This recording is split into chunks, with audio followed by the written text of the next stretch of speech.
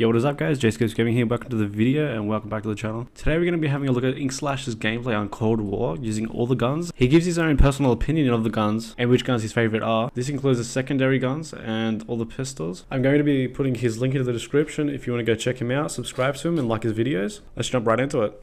So the first weapon that we have here is called the XM4. This is honestly like a combination between an M4A1 and a Commando from previous Black Ops games. It has a little bit slower of a fire rate than your normal M4, and it hits a little bit harder than your normal M4. I also noticed that it has a little bit more recoil like the Commando from Black Ops 1.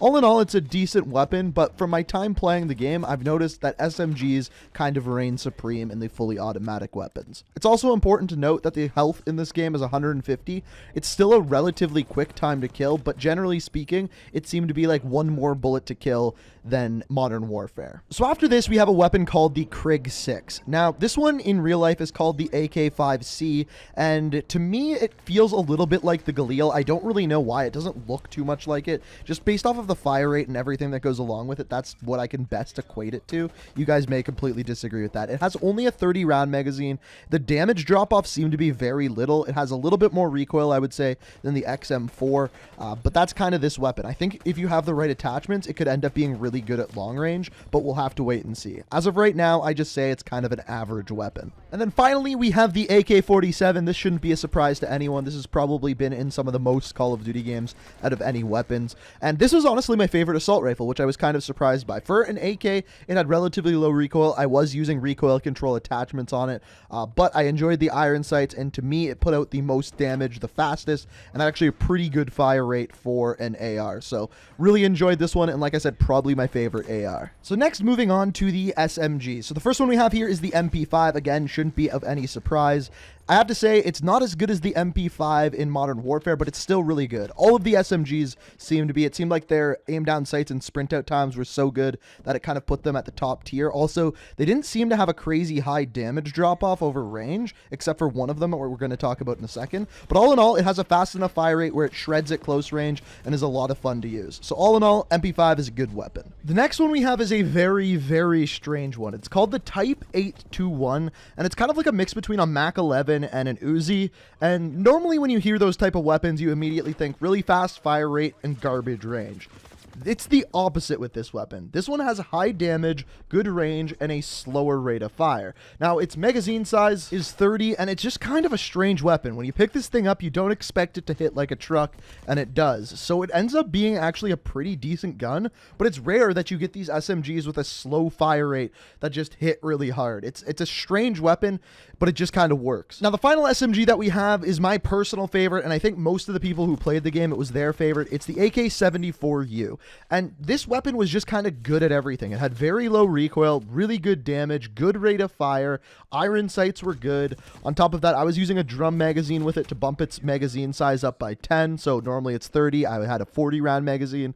And it's just a good weapon. There's really not much more I can say other than that. It's nice. It kind of reminds me of the AK-74U back from Call of Duty 4, which was a beast back then, and it's a beast now. So whether the weapon balancing changes in future versions like the beta, I don't know, but when we played, definitely one of the best weapons. So after this, we move into a new class of weapons called tactical rifles. Essentially, these are marksman rifles from Modern Warfare, so they're the ones that are semi-automatic or burst fire. The first of which that we have here is the M16. So the M16 is obviously a burst fire weapon. What I will say is with a limited time using it, it has very, very little burst delay. So I think with the right attachments and in the right hands, this kit thing can be a force to be reckoned with, especially if you are accurate. Now, speaking of being accurate, a weapon that was surprising to me was one called the Type 63. It's a semi-automatic rifle, and it kind of reminds me of the Auger DMR from Black Ops 4. It's a 3-bullet kill to the body, and I don't know if there's a way if you get a headshot, if it's a 2-bullet kill or anything like that, but it's a good weapon. A lot of people were using it. If you're accurate, it absolutely destroys people. So if there is a high caliber attachment in this game, which I haven't seen yet, but if there is, this is going to be a top tier weapon just like the Auger was in Black Ops 4. Next up, we move into the LMGs, and the first one we have is the RPD. And both LMGs were actually surprising to me because I found both of them actually pretty good. First of all, the RPD only has a 45 round magazine, which for an RPD is relatively low, but it hits like a truck. It kills people incredibly quickly, and the aim down sights and sprint out times I found comparable to the assault rifles. Maybe a little bit slower, but nothing huge, so they're absolutely usable in multiplayer. So the next and final LMG that we got to use is known as the Stoner 63, and this is one that has only ever been in one other Call of Duty game, and that was Black Ops 1. Now, this gun is an interesting one. It has a really fast rate of fire for an LMG, and I believe the magazine size is 65, which is actually pretty good. Now, I don't think it is the fastest time to kill or anything, but I will say it was probably the weapon that I did the best with. Now, I don't think it's the best weapon, but it's good, and it was interesting to see a couple of LMGs that were actually really good in game. So I'm curious, as they add more once the game's actually released, how good the rest of the LMGs will be as well. So after this, we move into sniper rifles. The first one we're looking at here is the LW3 Tundra, which really reminds me of the L96 from Black Ops 1.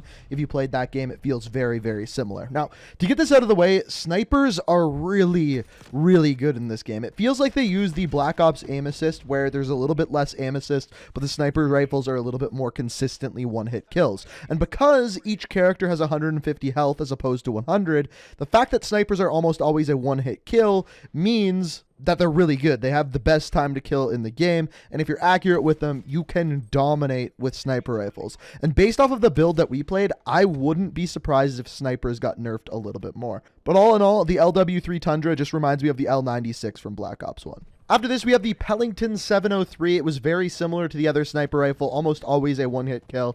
I found if you shot someone in the legs, it wasn't anything above that, you were pretty much good.